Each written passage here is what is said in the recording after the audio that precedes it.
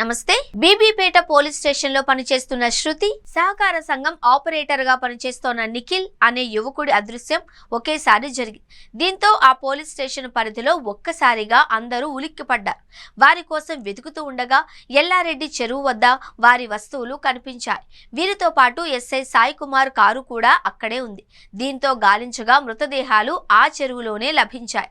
వివరాల్లోకి వెళితే స్టేషన్ బీబీపేట ఠాణాలో పనిచేస్తున్న శృతి రాత్రి ఇంటికి వెళ్లకపోయేసరికి ఆమె తల్లిదండ్రులు పోలీస్ అధికారులకు ఫిర్యాదు చేశారు. అదే సమయంలో ఎస్ఐ సాయి కుమార్ ఫోన్ కూడా స్విచ్ ఆఫ్ అయింది. దీంతో ఈ ఇద్దరికి ఏమైంది అని అధికారులు హుటాహుటిన గాలింపు చర్యలు చేపట్టారు. అయితే చివరగా శృతి ఫోన్ సిగ్నల్స్ ఎల్లారెడ్డి చెరువు వద్ద లభించాయి. దీంతో అక్కడికి చేరుకున్న పోలీసులు వెతకగా కానిస్టేబుల్ తో పాటు సహకార సంఘం ఆపరేటర్ గా పనిచేస్తున్న నిఖిల్ ఫోన్ కూడా అక్కడే ఉంది. ఇది కాకుండా వీరితో పాటు ఎస్ఐ సాయి కుమార్ కారు కూడా అక్కడే కనిపించింది.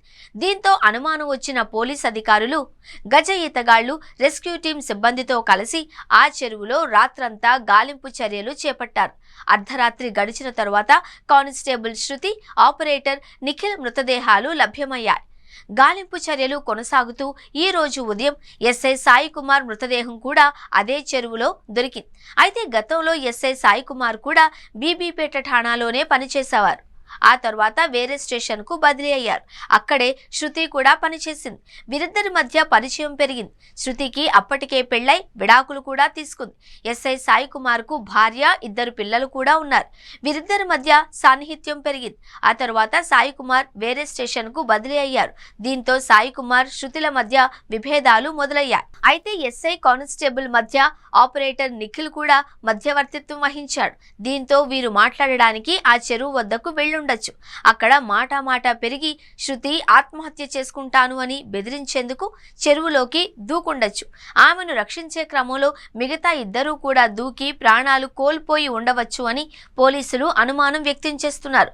మొదట్లో అసలు ఈ ముగ్గురు ఆ చెరువు వద్దకు ఎందుకు వెళ్లారు? మిస్టరీ ఏంటి?